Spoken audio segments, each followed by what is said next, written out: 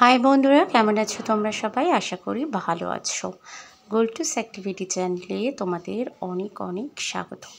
আজকে আমি তোমাদের জন্য নিয়ে এসেছি একটা রেসিপি, যে রেসিপিটা কিন্তু একেবারেই জল ছাড়া করবো, পুঁই শাকের চচ্চড়ি চিংড়ি মাছ দিয়ে। তো তার জন্যে আমি এখানে চিংড়ি মাছগুলোকে ভালো করে খোসা ছাড়িয়ে জল দিয়ে ধুয়ে পরিষ্কার করে রেখেছিলাম। সেই চিংড়ি মাছে আমি লবণ হলুদ মাখিয়ে নিলাম আর কড়াইতে দিয়ে দিলাম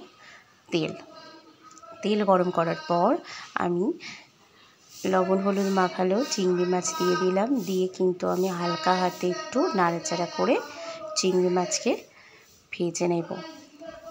তো দেখো, চিংড়ি মাছ কিন্তু গোল্ডেন কালার এসে গেছে। তো সেই পর্যায়ে কিন্তু আবার একটুখানি আমি নাড়াচাড়া করে নিয়েছি। আর এরপরে আমি দিয়ে দিচ্ছি 1 চামচ কালো জিরে। আর তারপরে আমি দিয়ে দিচ্ছি 2টো মিডিয়াম সাইজের পেঁয়াজকে কুচি করে রেখেছিলাম, কয়েকটা কাঁচা লঙ্কা চিড়ে রেখেছিলাম, আর দিয়ে দিলাম কয়েকটা রসুনকে কুচি করে রেখেছিলাম সেগুলো। তো দেওয়ার পরে আমি কিন্তু হালকা হাতে আবারও নাড়াচাড়া করব। আর চিংড়ি মাছটাকে কিন্তু আমি ভেজে তুলে নিইনি, একই সঙ্গে কিন্তু সমস্ত কিছু একটুখানি নাড়াচাড়া করে এখানে আমি পুঁই শাকের টুকরো আর আলুর টুকরো সব কিন্তু আমি ভালো করে ধুয়ে পরিষ্কার করে রেখে দিয়েছিলাম। তো সেটাকে দিয়ে দিলাম, দিয়ে আবারও আমি কিন্তু হালকা হাতে একটু নাড়াচাড়া করছি। তো দেখো, উল্টে পাল্টে আমি নাড়াচাড়া করবো। আর এই সময় কিন্তু ফ্লেমটা আমার হাইতেই থাকবে। তো হাই ফ্লেমেই আমি এপিট ওপিট করে কিন্তু ভালো করে উল্টে পাল্টে নাড়াচাড়া করে নিয়েছি। এরপরে আমি দিয়ে দিয়েছি হলুদ গুঁড়ো আর দিয়ে দেব স্বাদ অনুযায়ী লবণ। যেহেতু শাক পাতাতে লবণটা একটু কম লাগে, তাই কিন্তু আমি একটু কম পরিমাণেই লবণটা দিলাম।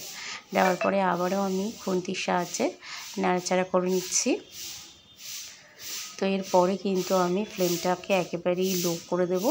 আর লো ফ্লেমে আমি কিন্তু ঢাকা দিয়ে দেব। আর আমি কিন্তু এই রান্নাটায় একটু জল ব্যবহার করব না। তো দেখো, ঢাকা দেওয়ার ফলে কতটা জল বেরিয়েছে। এই জলেই কিন্তু আমার পুরো রান্নাটা হয়ে যাবে। আর গরম গরম ভাতের সঙ্গে কিন্তু এই পুঁই শাকের চচ্চড়িটা খেতে দুর্দান্ত লাগে। তো এতে একটু তেল বেশি পরিমাণে দিতে হয়। তো 2-1 দিন একটু তেল বেশি দিয়ে খাওয়া যেতেই পারে। তো যে কারণে একটু জল যেহেতু পড়বে না, একটু তেলটা একটু বেশি পরিমাণেই দিয়েছিলাম। তো খেতে বেশ টেস্টি হবে।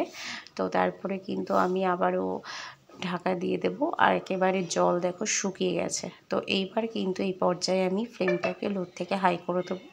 আর হাই ফ্লেমে খুব ভালো করে কিন্তু এপিট ওপিট করে একদম শুকিয়ে নেব। তো দেখো, আমরা আলু ডাঁটা সমস্ত কিছু কিন্তু নরম হয়ে গেছে। আর এরপর আমি নামিয়ে নিলাম। আর জাস্ট গরম গরম ভাতের সঙ্গে পরিবেশন করতে হবে, অসাধারণ লাগবে।